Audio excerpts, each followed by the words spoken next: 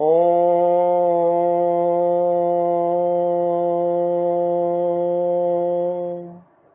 शांति।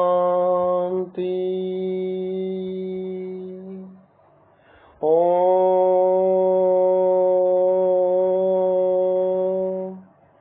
नमस्कार दोस्तों, ऐसी मेरी परमपिता परमात्मा से प्रार्थना है कि आप सब सुखी हो, स्वस्थ हो, मस्त हो और मजे में हो। आज मैं आपकी सेवा में एक नया वीडियो लेकर हाजिर हुआ हूँ। वीडियो शुरू करने से पहले आपसे विनम्र विनती है कि अगर आपको मेरा ये वीडियो अच्छा लगे तो मेरा चैनल सब्सक्राइब कर देना और मेरा वीडियो लाइक व शेयर कर देना। चलिए आज के मुद्दे पर आते हैं। आज के वीडियो में हम चर्चा करेंगे कि जातक की जन्म कुंडली में जिस भाव में राहु होता है, अगले जन्म में उस भाव में केतु होगा। क्योंकि जिस भाव में राहु होता है, जातक को उस भाव से संबंधित जो भी मामले होते हैं, जो भी वस्तुएं होती हैं, जो भी रिश्तेदार होते हैं, उनसे बहुत लगाव होता है और मृत्यु के समय तक वो लगाव बना रहता है। तो जब मृत्यु होती है, जातक का ध्यान उसी ओर होता है जिस भाव में राहु होता है। उसके बाद जब आत्मा शरीर छोड़ती है तो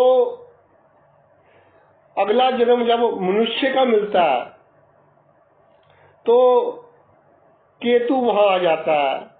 केतु इसलिए आता है क्योंकि जब आत्मा शरीर को छोड़ती है तो जातक का ध्यान जिस ओर होगा वो कंटिन्यू आगे करेगा, वही काम आगे करेगा। लेकिन केतु 42 वर्ष की आयु के बाद जातक को समझा देगा कि भाई जो तूने अब तक कर्म किए हैं उसके अनुसार तुझे जो फल मिलना था इस भाव से संबंधित वो मिल गया। अब और प्रयत्न करने की आवश्यकता नहीं है। अब अपना ध्यान अच्छे कार्यों की ओर लगाओ। अपने मन को इस भाव से संबंधित मामलों पर भटकाने की आवश्यकता नहीं है। आइए भाव के अनुसार चर्चा करते हैं। पहले भाव यानी लगन में राहु विराजमान हो, तो जिनके लगन में राहु विराजमान होता है उनको सबसे अधिक चिंता, सबसे अधिक लगाव ये होता है कि समाज में मेरी मान, इज्जत, हैसियत बनी रहे। बदनामी का बहुत डर होता है, बदनामी से बहुत डरते हैं। सभी के सामने अच्छा बनने की कोशिश करते हैं, चाहे खुद का कितना ही नुकसान क्यों ना हो जाए। और कोई कार्य जिसमें बदनामी होने का खतरा हो, 6 महीने के बाद होना हो, 6 महीने पहले ही उसकी सोच शुरू हो जाती है। इसके अलावा जो व्यवहार होता है वो भी विनम्रता पूर्वक बहुत अच्छा, पात्र कुपात्र देखकर व्यवहार नहीं करते कि डंडा भी उठाना पड़ता है भाई, कभी कभी विनम्रता भी दिखानी पड़ती है। कलयुग है, अगर सुखी जीवन व्यतीत करना है तो जिनके लगन में राहु है वो तो विनम्र ही रहेंगे। क्यों? क्योंकि लोग हमें अच्छा कहे, लोगों के सामने हमारी जो पर्सनैलिटी है वो इस तरह की हो कि इसके जैसा तो कोई बंदा ही नहीं है। इसका पूरे का पूरा जो नेगेटिव इम्पैक्ट पड़ता है वो इनकी सेहत पर पड़ता है। पेट की बीमारियां सोचने के कारण, सिर की बीमारियां, सिर दर्द, आंखों का भारी होना और हार्ट बीट का तेज होना, क्योंकि नेगेटिविटी अधिक है, नेगेटिव दिख सोचते हैं। क्यों? क्योंकि इनको लगाव है अपनी हैसियत के साथ और अपने आप को अच्छा दिखाने में। तो जब मृत्यु होती है तो भी ध्यान इसी ओर होता है कि लोगों का मैंने इतना किया, लेकिन भाई किसी ने नहीं मुझे पूछा। सबके सामने अच्छा बनने की कोशिश की, किसी ने मुझे नहीं पूछा। तो जब आत्मा शरीर को छोड़ती है तो यही कुछ लेकर जाती है। तो अगले जन्म में पहले भाव में केतु विराजमान हो जाएगा। जब केतु विराजमान होगा तो कर्मों के अनुसार आगे चलेगा प्रोसेस। जातक कोशिश करेगा, लेकिन कम करेगा अपने आप को अच्छा साबित करने की, व्यवहार अच्छा रखने की, लेकिन इसमें कमी आएगी केतु के कारण। राहु तो पागलपन की हद तक जाता है, केतु के पागलपन की हद तक नहीं जाता। एक लिमिट में कोशिश करेगा जातक। उसके बाद जब 42 वर्ष की आयु हो जाएगी, फिर जातक को मालूम हो जाएगा कि भाई ये तो मृत्यु लोग है। दुनिया अच्छा कहे बुरा कहे कोई अंतर नहीं। वैसे भी दुनिया को किसी की वाह वाह करने में और किसी की हाय हाय करने में अधिक समय नहीं लगता। सेकंड्स में दुनिया बदल जाती है। ये बात जातक को समझ आ जाती है, क्योंकि केतु विराजमान हो जाएगा पहले भाव में और 42 वर्ष के बाद अगले जन्म में जातक का जो जीने का तरीका है पूरी तरह से बदल जाएगा। इसीलिए हम कहते हैं, मैंने वीडियो भी बनाए हैं, कि राहु और केतु का 42 से 48 साल की उम्र तक क्या जातक को फल मिलता है। अगले भाव की चर्चा करते हैं। दूसरे भाव में राहु हो, दूसरे भाव में जब भी राहु होता है तो जातक अपनी वाणी से दूसरों को अपनी हर बात समझाने की कोशिश करता है, यानी मैं सही हूं। अपने विचार दूसरों के दिमाग में जबरदस्ती डालने की कोशिश करता है। इसके अलावा खानदान के लोग, कुटुंब के लोग, उनका जातक बहुत करता है, दिल से करता है। दूसरे भाव में राहु होता है तो धन संचित करने की बहुत इच्छा होती है, लेकिन परिस्थितियां कुछ इस तरह की हो जाती हैं कि धन संचित नहीं कर पाता। ऋण कभी अधिक लेना पड़ जाए या कोई और बात हो जाए, संचित नहीं हो पाता धन। ये बहुत प्रबल इच्छा होती है, कहीं ना कहीं उसकी आत्मा की लगा लीजिए, ये इच्छा होती है। भोजन, स्वादिष्ट भोजन खाने का जातक को बचपन में शौक होता है, लेकिन उसके बाद जो स्वादिष्ट भोजन है वो जातक के शरीर को थोड़ा नुकसान पहुंचाना शुरू कर देता है, तो उसकी ओर से ध्यान दूसरी तरफ चला जाता है। तो भाई जब जातक मृत्यु के किनारे होता है तो उसके दिमाग में ये बात आती है कि एक तो मेरे पास धन संचित नहीं हुआ, जिसके कारण समाज में जितना इज्जत मान सम्मान मुझे मिलना चाहिए था, जितने सुख के साधन मुझे मिलने चाहिए थे, वो नहीं मिले। दूसरी बात, मैंने अपने रिश्तेदारों का बहुत किया, लेकिन बदले में मुझे धोखा ही मिला। और जो वाणी है, मैंने जिसे भी समझाया, अच्छे विचार देने की कोशिश की, वही मेरा दुश्मन बन गया। तो अगले जन्म में इसी भाव में केतु महाराज विराजमान हो जाएंगे। जब केतु महाराज विराजमान हो जाएंगे तो कुछ कमी के साथ जातक में धन को जोड़ने की इच्छा होगी और रिश्तेदारों का मान सम्मान तो करेगा, लेकिन इतना नहीं करेगा जितना राहु ने करवा दिया, क्योंकि राहु की तो कोई हद ही नहीं है, धुआं है। एक लिमिट में करेगा रिश्तेदारों का मान सम्मान। वाणी जब केतु महाराज आ जाएंगे तो अपने विचार दूसरों पर थोपने की कोशिश तो करेगा, लेकिन इतनी अधिक नहीं करेगा कि उसको अपनी इज्जत का सवाल बना ले।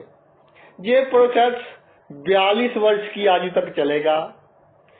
42 वर्ष के बाद जो घटनाएं जातक के जीवन में घटेंगी अगले जन्म में,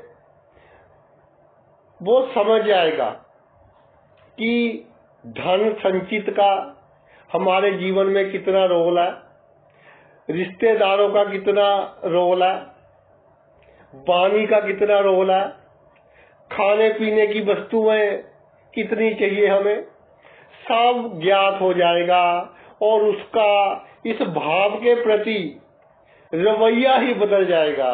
इस भाव के प्रति जो मामले हैं उनसे संबंधित जो उसकी आदतें हैं, सभी आदतों में अंतर आ जाएगा। आगे चलते हैं। तीसरे भाव में राहु विराजमान हो। तीसरे भाव में राहु विराजमान हो जाए तो भाई तीसरा भाव है पराक्रम का, यश का, मान सम्मान का। इन सब के लिए जातक मेहनत करता है। राहु है, साम दाम दंड भेद सभी तरह की जो नीतियां हैं वो जातक अपनाता है। जिम्मेदारी बड़ी से बड़ी ले लेगा। राजनीति में ऐसे लोग तरक्की करते हैं क्योंकि छल कपट करना भी आता है, मेहनत करनी भी आती है, यात्राएं भी होती हैं। गुप्त शत्रु यानी कि शत्रु सीधा तो जातक के सामने बोल नहीं सकते, तो मित्र बनकर जातक को धोखा देते हैं, नुकसान पहुंचाते हैं। भाई बहनों का जातक बहुत करेगा, दिल से करेगा, दिल से चाहेगा कि मेरे भाई बहन तरक्की करें, लेकिन बदले में उसे भाई निराशा ही मिलेगी। तो जब मृत्यु का समय होगा, लास्ट मोमेंट्स होंगी जीवन की, तो अब एक प्रश्न ये उठता है कि ये अगर एक्सीडेंट में मृत्यु हो जाए, भाई जब व्यक्ति की मृत्यु होती है तो जो फ्रैक्शन ऑफ सेकंड भी आप कह लो, बहुत थोड़ा समय भी आप कह लो, उसमें भी उसके दिमाग में कोई ना कोई विचार जो उसकी आत्मा तक पहुंचा हो वो आएगा। तो जिस भाव में राहु होता है, जातक पागलपन की हद तक उस भाव की वस्तुएं, उस भाव से संबंधित मामलों, उस भाव से संबंधित सुख सुविधा की वस्तुएं पाने के पीछे भागता है कि मुझे मिल जाए। लेकिन इतना करने के बाद जब नहीं मिलता तो फिर दुखी होता है मृत्यु के समय। तो वो जो विचार आ गए, अगले जन्म में तीसरे भाव में केतु विराजमान हो जाएंगे। जब केतु विराजमान हो गए तो जातक में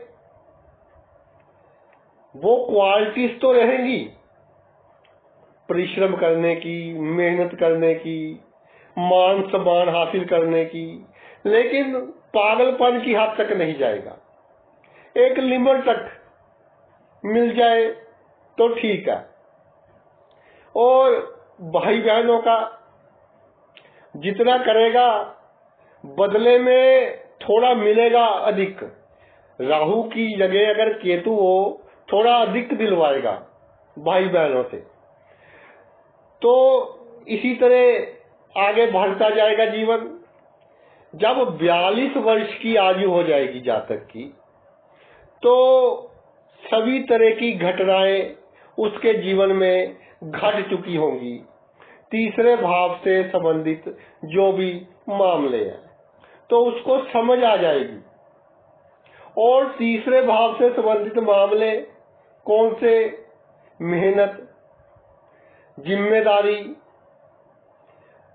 भाई बहनों के साथ कैसे व्यवहार करना है, दूसरों की सहायता कितनी करनी चाहिए, ये 42 वर्ष की आयु के बाद जातक को समझ आ जाता है। और पूरे का पूरा उसका जीने का ढंग तीसरे भाव से संबंधित जो भी मामले होते हैं बदल जाता है।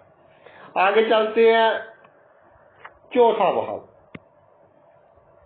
चौथे भाव में जब भी राहु विराजमान होता है तो जातक के दिमाग में कामनाएं बहुत होती हैं, इच्छाएं बहुत होती हैं, बड़ी बड़ी इच्छाएं, ये हो जाए वो हो जाए। उधार लेकर काम करेगा इच्छा पूरी करने के लिए। जो जातक का ढंग होगा बात करने का, रहने सहने का, माता को इतना पसंद नहीं होगा, जिससे माता का थोड़ा स्वास्थ्य भी खराब रहेगा। इसके अलावा राहु चौथे भाव में हो तो मन में कोई ना कोई विचार चलता रहेगा कि मेरी बड़ी से बड़ी कामना पूरी हो जाए, चाहे राजनीति में हो या बिजनेस करता हो, कि मैं टॉप लेवल तक पहुंच जाऊं। अगर शुभ ग्रह का थोड़ा साथ हो तो जातक की जमीन जायदाद पाने की कामना बहुत बढ़ जाती है। 2 प्लॉट ले लिए, फिर कहता है कि 4 ले लूं, फिर कहता है कि 6 ले लूं।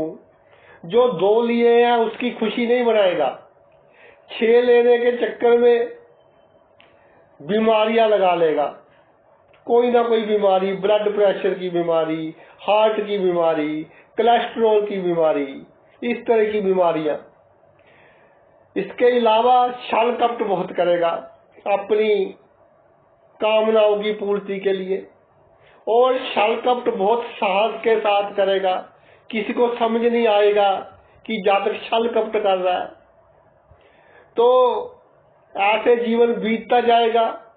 जब मृत्यु का समय आएगा तो जातक के मन में यही दुख रहेगा कि मेरी कामनाएं पूरी नहीं हो सकी। जमीन जायदाद के प्रति, वाहन के प्रति जो मैं चाहता था, मेरा समाज में इतना रुतबा हो, मैंने इतना किया अपने परिवार के सदस्यों का। चौथा भाव परिवार का भी होता है। परिवार के सदस्यों का इतना किया, लेकिन उन्होंने ही मेरे साथ अच्छा व्यवहार नहीं किया। तो इस दुख में आत्मा शरीर को छोड़ेगी। तो जब अगला जन्म आएगा तो इस भाव में केतु विराजमान होंगे। केतु जब विराजमान होते हैं तो इच्छा तो जातक की होती है 42 वर्ष तक। देखिए, ये नहीं कि केतु बिल्कुल ही जातक को की इच्छा खत्म कर दे, ऐसा नहीं है। 42 वर्ष तक इच्छा होती है, लेकिन एक लिमिट तक होती है। जातक फिर वही चेन आगे बढ़ाएगा अपनी कामनाएं पूरी करने की, जमीन जायदाद खरीदने की, वाहन खरीदने की, जो पहले जन्म में अधूरी रह गई थी। तो जब 42 वर्ष की आयु हो जाएगी तो जातक के जीवन में इस तरह की घटनाएं घट जाएंगी। उसको समझ आ जाएगा कि एक कामना पूरी होती है तो दूसरी आ जाती है, जिससे मन की शांति खराब होती है। और परिवार के सदस्य तो हमारे जो है कि पिछले जन्म का कोई लेन देन रहता है, उसके कारण कोई हमारी बीवी बन गई, कोई हमारे बच्चे बन गए। ये सभी बातें जब 42 वर्ष की आयु होगी अगले जन्म में, जब केतु विराजमान होगा, जातक को समझ आ जाएंगी। तो उसके बाद से उसका रवैया बिल्कुल बदल जाएगा इस भाव से संबंधित मामलों में। आगे चलते हैं। पंचम भाव में राहु। पंचम भाव में जब भी राहु होता है तो भाई जातक को अपनी संतान से बहुत प्यार होता है। प्यार तो सबको ही होता है, देखिए पशु पक्षियों को भी अपनी संतान से प्यार होता है, लेकिन राहु के केस में तो लिमिट ही क्रॉस हो जाती है, यानी कि धुआं ग्रह पागलपन की हद तक प्यार हो जाता है अपनी संतान से। इसके अलावा अगर प्रेम संबंध हो, जिसके साथ रिलेशंस हो, उसके साथ भी इतना अधिक अटैचमेंट हो जाती है और प्रेम संबंधों में ब्रेकअप आता है, टूटते हैं।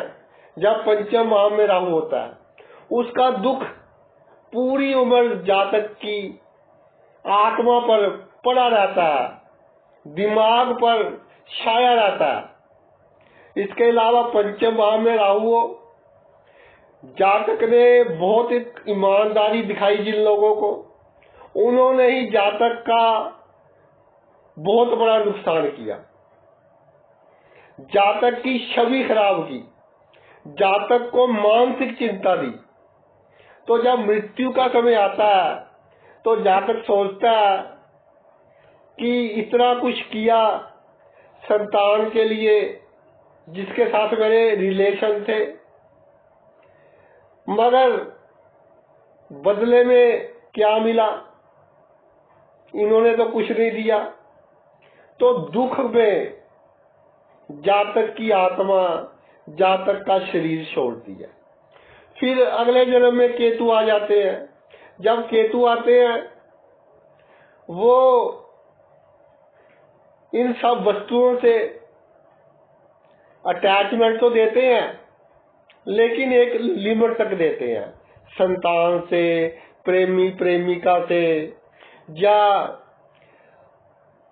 आपका जिसके साथ भी कोई रिलेशन है, आपके नजदीक है, उससे ईमानदारी भी एक लिमिट तक देते हैं। केतु पंचम भाव में हो तो जातक स्थिति को देखकर ईमानदार या बेईमान कोई भी जूझ करनी हो, स्ट्रैटेजी, वो जूझ करता है। तो ये सभी जो चेन है 42 वर्ष की आयु तक चलती है अगले जन्म की, उसके बाद 42 वर्ष तक इस तरह की सभी घटनाएं घट जाएंगी। जातक को पंचम भाव की पूरी समझ आ जाएगी कि मेरा बेटा या मेरी बेटी यही क्यों बना, मेरी प्रेमिका या मेरा प्रेमी यही क्यों बना, मैंने इसके साथ ही ईमानदारी क्यों की। क्योंकि भाई ये संबंध थे जो पूरे हो रहे हैं, और फिर जातक का जीने का ढंग बदल जाता है, संतान के प्रति भी न्यूट्रल हो जाता है कि ईश्वर खुद देखेंगे, मैंने बहुत कर लिया। और ईमानदारी के प्रति भी आवश्यकता से अधिक गरीबों के साथ, जरूरतमंदों के साथ तो करेगा, लेकिन कपटी जो लोग होंगे उनके साथ नहीं करेगा। 42 वर्ष की उम्र के बाद पूरा नक्शा पंचम भाव का क्लियर हो जाता है। छठे भाव में राहु, जब छठे भाव में राहु होता है तो जातक की ये सोच होती है कि मैं इतना पावरफुल हूं, इतना शक्तिशाली हूं कि मेरी हुकूमत चले। कोई जातक की बात काट दे, जातक को बहुत गुस्सा आता है, हर क्षेत्र में अपनी हुकूमत चलाना चाहता है। छठे भाव में राहु, जातक नई नई प्लानिंग बनाएगा, षड्यंत्र रचेगा कि कैसे शत्रुओं को जड़ से खत्म किया जा सके। अगर राजनीति में है तो किसी भी लिमिट तक जा सकता है, किसी भी हद तक जा सकता है। कितनी भी अड़चने आए, कठिनाइयां आए, पूरे आत्मविश्वास के साथ सभी को पार करता हुआ एक ही बात रहेगी कि मेरी हुकूमत चले और मेरी बात कोई काटे ना। जो मैंने कहा वो होना चाहिए। जो मेरे ननिहाल पक्ष के लोग हैं उनका जातक पहले तो बहुत करेगा, लेकिन बाद में जब उसको लगेगा कि मैंने इनका इतना किया, लेकिन भाई बदले में तो हेरा फेरी हो गई, धोखा हो गया, तो उसको दुख होगा। इसी क्रम से जीवन बीतेगा और जब मृत्यु का समय आएगा जातक की, तो भाई उस समय उसके मन में दुख होगा कि मैंने क्या कुछ नहीं किया। बाय हुक बाय क्रुक, साम दाम दंड भेद सभी तरह की नीति अपनाई कि मेरी हुकूमत चले, समाज में मेरा नाम हो, राजनीति में मेरी सफलता हो, जिसके कारण मैंने रोग भी लगवा लिए शरीर को, पेट के रोग भी हो गए, लेकिन बदले में मुझे मिला बहुत कम। तो इस दुख के कारण, क्योंकि कम मिला मतलब राहु की तो कोई लिमिट ही नहीं है, तो जितना भी मिले उसको कम ही लगेगा। जब आत्मा शरीर को छोड़ेगी, इसी दुख में छोड़ेगी आत्मा शरीर को। तो अगले जन्म में छठे भाव में केतु महाराज विराजमान हो जाएंगे। तो केतु महाराज 42 वर्ष की आयु तक तो यही चेन आगे चलाएंगे। इच्छा रहेगी मेरी हुकूमत चले, मेरी कोई बेइज्जती ना करे, मेरा बॉस मेरी इज्जत करे, जो मैंने कह दिया वो काम होना चाहिए। लेकिन पागलपन की हद तक नहीं जाएगा जब केतु आएगा। तो 42 वर्ष तक ये कर्म चलता रहेगा और 42 वर्ष की आयु के बाद इस तरह की घटनाएं छठे भाव से संबंधित घट जाएंगी कि जातक को छठे भाव का सच समझ आ जाएगा कि ये जो शत्रु है ये मेरा ही क्यों बड़ा शत्रु, रोग मुझे ही क्यों लगे, ऋण लेने की आवश्यकता मुझे ही क्यों पड़ी, और इतनी कठिनाइयां मेरे जीवन में ही क्यों आई, और उस व्यक्ति ने ही क्यों क्रिएट की। तो पूरे का पूरा नक्शा क्लियर हो जाएगा कि ये तो जन्मों जन्मों का संबंध है। जैसे बैंक की कॉपी में पैसे क्रेडिट और डेबिट होते हैं, उसी तरह से कर्मों के हिसाब से सब क्रेडिट और डेबिट हो रहा है। और 42 वर्ष की आयु के बाद छठे भाव से संबंधित जो भी मामले होंगे उनको जीने में जो जातक का रवैया होगा उन मामलों के प्रति पूरा चेंज हो जाएगा। आगे चलते हैं सप्तम भाव। सप्तम भाव में जब राहु विराजमान होता है, सप्तम भाव में जब राहु विराजमान होता है तो जातक की जो संगति होती है वो उसके कारोबार में दखल अंदाजी करती है। जैसे साझेदारी में पार्टनर करते हैं, तो जातक को नुकसान पहुंचाती है उसकी संगति, या इस तरह से कह लो कि साझेदारी में काम हो, या साझेदारी ना भी हो, यारी दोस्ती में जातक को नुकसान पहुंचाती है बहुत बड़ा उसकी संगति। सप्तम भाव में राहु हो, जातक को अपने जीवन साथी के साथ बहुत प्रेम होता है, उसके बिना जातक को रहना मुश्किल हो जाता है। तो कोर्ट केस से जातक सप्तम भाव में राहु हो थोड़ा इस टाइप का होगा कि जल्दी जल्दी तो केस करेगा नहीं, अगर केस कर दिया तो फिर जान चली जाए केस जीत कर रहेगा, यानी कि अपनी पूरी समर्था लगा देगा। झगड़ा हो जाए अपनी पूरी समर्था लगा देगा। तो जब मृत्यु का समय आएगा फिर दुख क्या होगा कि मेरे दोस्तों ने मुझे धोखा दिया, अपने जीवन साथी का इतना किया, जब मैं बीमार था मुझे आवश्यकता थी तो इन्होंने मेरा उतना साथ नहीं दिया जितना देना चाहिए था। जब मेरे शरीर ने काम करना बंद कर दिया तो इनका व्यवहार मेरे से चेंज हो गया। इस सब दुख को लेकर जातक की आत्मा जातक का शरीर छोड़ेगी, तो अगले जन्म में इसी भाव में केतु विराजमान हो जाएंगे। जब केतु विराजमान होंगे तब भी जातक को उसके आसपास के लोग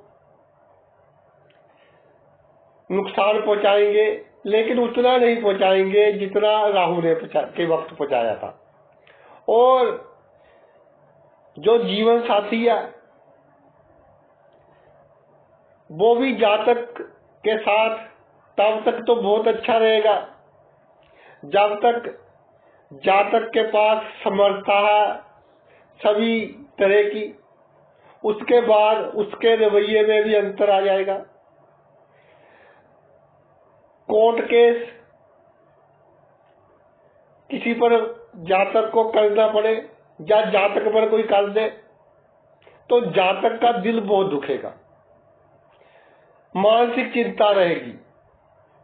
तो भाई 42 वर्ष की आयु तक सप्तम भाव से संबंधित जो चेन चली आ रही थी, सभी तरह की घटनाएं जातक ने देख ली, तो उसका जो नजरिया था अपने दोस्तों के प्रति, साझेदारी में जिसके साथ काम है उसके प्रति, जीवन साथी के प्रति, कोर्ट केस लड़ाई झगड़ों के प्रति, पूरे का पूरा बदल जाएगा कि ये तो कर्मों का खेल है, कुछ नहीं रखा। और मानसिक शांति की ओर जाएगा जातक कि मेरे मन को किसी न किसी तरह शांति मिले। आगे चलते हैं अष्टम भाव। अष्टम भाव में जब भी राहु विराजमान हो जाता है तो जातक के मन में होता है शॉर्टकट से कैसे मैं बहुत जल्दी समाज में बहुत ऊंचा स्थान प्राप्त कर लूं। तो इसके लिए बहुत कोशिश करता है जातक, बहुत तरकीबें लगाता है जल्दी अमीर होने की, जल्दी ऊपर उठने की। बहुत लोगों का बुरा भी करना पड़ता है, छल कपट भी करना पड़ता है। अचानक धन लाभ लेने के लिए, बिना कमाया धन प्राप्त करने के लिए जातक को कई बार कानूनी सहारा भी लेना पड़ता है। इसलिए अष्टम भाव में राहु हो, जातक को कानून की बहुत नॉलेज होती है, कानून में बहुत इंटरेस्ट होता है, यानी बिना कमाया धन प्राप्त करने की प्रबल इच्छा होती है। अगर राहु थोड़े से भी शुभ प्रभाव में हो तो सब कुछ प्राप्त हो जाता है, मगर जब आखिरी समय आता है जातक का, मृत्यु का समय आता है। अष्टम भाव मृत्यु का ही भाव है। उस समय जातक को थोड़ा कष्ट अधिक होता है। फिर जब कष्ट होता है, जो उसने पुराने कर्म किए हैं वो सभी याद आते हैं जातक को, कि आते आते आते किसके साथ कैसे कर्म किए हैं, कितना कितना दुखी किया है। अब पैसे भी वही पड़े हैं, प्रॉपर्टी भी वही पड़ी है, लेकिन मेरा शरीर कितने दुख में है। तो शरीर में तो दुख होता ही है, आत्मा भी दुखी होती है। दुख में ही आत्मा शरीर को छोड़ती है। अगले जन्म में केतु अष्टम भाव में आ जाते हैं। केतु पहले तो उसी चेन पर चलेंगे कि कहीं से बिना कमाया धन मिल जाए, अचानक धन लाभ हो जाए, मगर एक लिमिट में नैतिकता अपना कर चलेंगे। जब 42 वर्ष की आयु हो जाएगी तो सभी बातें समझ आ जाएंगी कि ये जो बिना कमाया धन है या अचानक धन लाभ प्राप्त करने के चक्कर में मैं था, तो भाई प्राप्त तो कर लिया, अब उसका निपटारा भी करना पड़ेगा। यानी कि मेरे कर्मों में अच्छे और बुरे कर्म, कैसे मैंने धन इकट्ठा किया, कैसे राज बनाए रखे, बड़े बड़ी बातें सीक्रेट रहा, अब उस बात का जो कर्मों का लेखा जोखा था वो मेरी पासबुक में उसकी एंट्री हो चुकी है। अब मुझे आगे वाले कई जन्मों तक इसका हिसाब किताब चुकाना पड़ेगा। तो भाई जातक को 42 वर्ष की आयु में ये सभी बातें समझ आ जाती हैं। उसके बाद जातक का ध्यान अच्छे कामों की ओर जाता है, फिर मोक्ष प्राप्ति की ओर जाता है, ताकि उसकी अगली गति अच्छी हो सके। आगे चलते हैं। नवम भाव में राहु, नवम भाव में राहु, भाग्य भाव में राहु, तो जातक अपने भाग्य के बल पर बहुत कुछ प्राप्त करता है। यानी कि पिछले जन्म के भाग्य हैं, उनके बल पर बहुत कुछ जातक प्राप्त करता है और जन्मभूमि से दूर बहुत सफलता हासिल करता है, बहुत पैसे कमाता है, राजनीति में भी बहुत अच्छा नाम होता है, बहुत सुख भोगता है, क्योंकि पिछले जन्म के अच्छे कर्म किए होते हैं। लेकिन भाग्य के सहारे प्राप्तियां तो हो जाती हैं जब राहु नवम भाव में होता है, लेकिन उन प्राप्तियों का जातक गलत उपयोग करता है और चाहता है कि मुझे और मिल जाए, अभी तो कम मिला है। जातक के पास पावर होती है और पावर मिल जाए। जातक के पास अगर राजनीति में हो तो अपने प्रतिद्वंदी को कैसे उसको खत्म करना, खत्म करेगा, आप ऊपर जाएगा। तो गलत काम बहुत हो जाते हैं। धर्म के मामले में भी कई बार बड़े बड़े धार्मिक गुरुओं की कुंडली में भी देखा गया, वहां भी दिखावा अधिक। धर्म के मामले में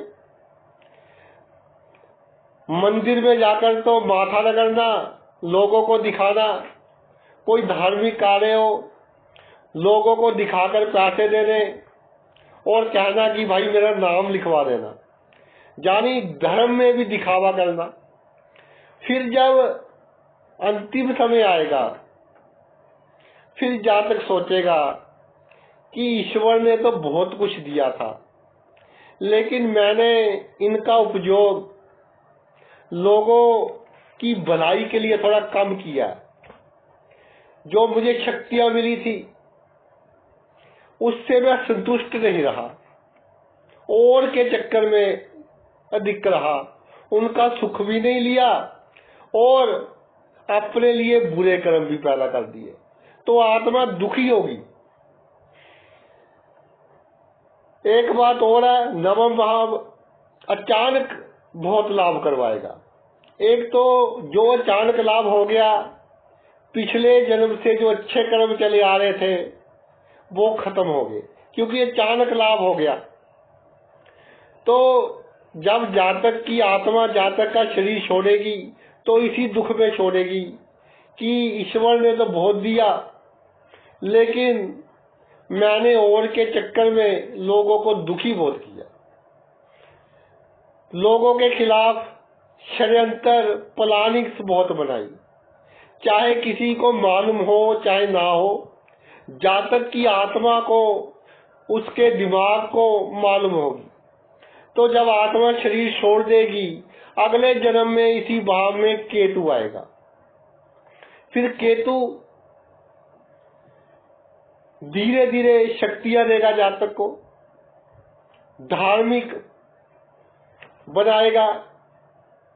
पहले 42 वर्ष की आयु तक तो जातक थोड़ा लिमिट में रहकर, क्योंकि राहु तो लिमिट रहता, केतु आ गया तो लिमिट में रहकर जातक अपनी शक्तियों का थोड़ा नाजायज उपयोग भी करेगा, धर्म के मामले में थोड़ा दिखावा भी करेगा, लेकिन 42 वर्ष तक सब समझ आ जाएगा उसे, भाग्य क्या है, धर्म क्या है, जन्म मरण का चक्कर क्या है, अचानक धन लाभ किससे होता है, क्यों होता है, ये सब कुछ जातक को समझ आ जाएगा।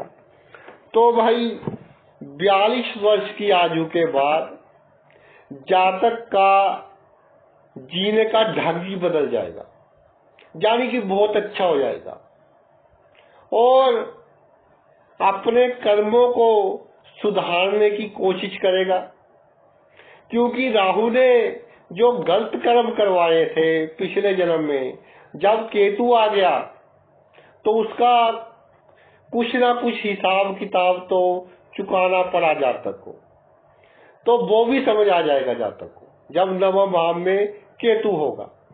पूरे का पूरा जो ग्राफ है नवम भाव का जातक के दिमाग में फिट हो जाएगा, फिर उसका जीवन ही बदल जाएगा, क्योंकि भाग्य के प्रति सोच ही बदल गई तो पूरे का पूरा जीवन ही बदल जाएगा और मोक्ष की ओर जातक आगे बढ़ेगा, जीवन मरण के चक्कर से छुटकारा पाने की कोशिश करेगा। अगर भाई राहु 10वें भाव में हो, 10वें भाव में राहु कलयुग में सबसे अच्छा माना जाता है। जातक को कोई भी नीति अपनानी पड़े, किसी का कितना भी नुकसान करना पड़े, जातक करेगा और अपने कार्य क्षेत्र में टॉप लेवल पर पहुंचने की कोशिश करेगा। टॉप पर पहुंच गया, मान लीजिए पहले 10 बंदों में पहुंच गया, उसमें भी चाहेगा कि मैं 1 नंबर पर पहुंच जाऊं। फिर वही चाले बड़े जो लोग होंगे राजनीतिक या अफसर, उनके साथ इस तरह के संबंध कि मैं ऊंचाइयां हासिल कर लूं, कोई भी ढंग हो, बाय हुक बाय क्रुक किसी का बुरा करना पड़े, किसी के लिए कोई षड्यंत्र रचना पड़े और अपने जो घर के बड़े बुजुर्ग हैं उनके साथ भी पैसों के प्रति लालचपूर्ण व्यवहार होगा, तो जातक ऊंचाइयां भी हासिल कर लेगा, पैसे भी कुछ हद तक पैतृक अधिक हासिल कर लेगा।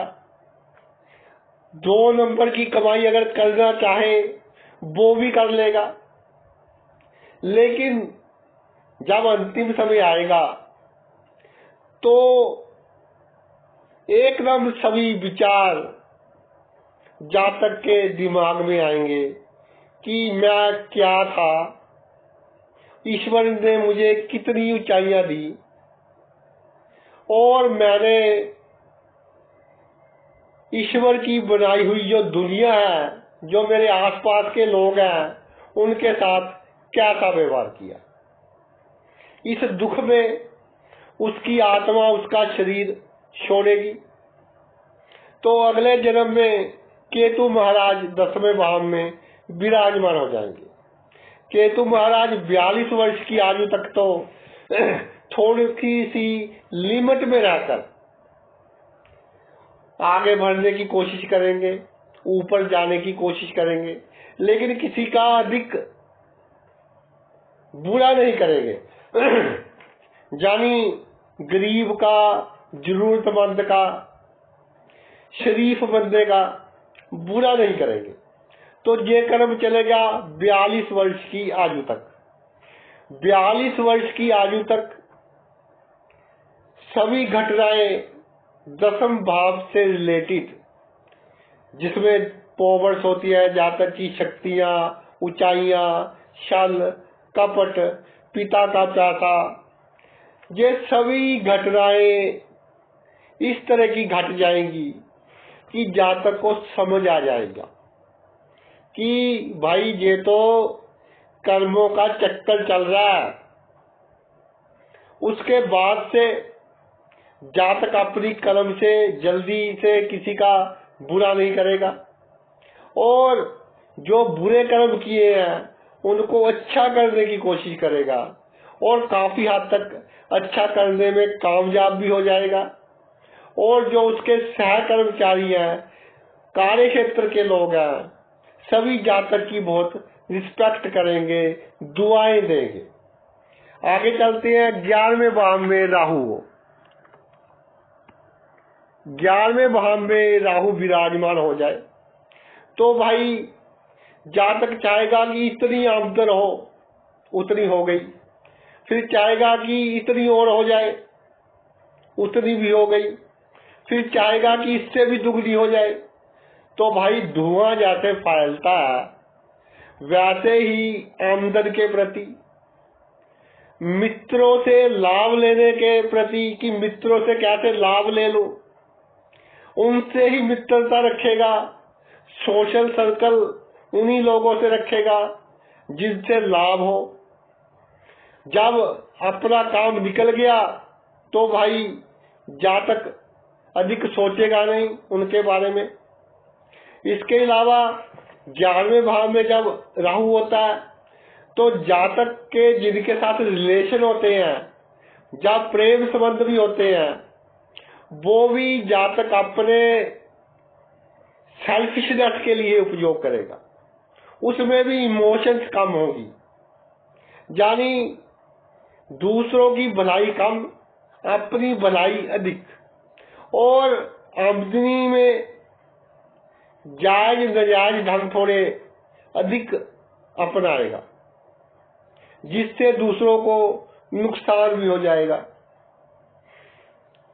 कई बार दामाद और पुत्र वधू, इनके साथ इस तरह के व्यवहार हो जाएंगे जो नहीं होने चाहिए थे, क्योंकि पुत्र वधू हमारी बेटी होती है, दामाद हमारा बेटा होता है। तो कर्म चलता रहा, आमदनी जो की वो भाई किसके काम आई।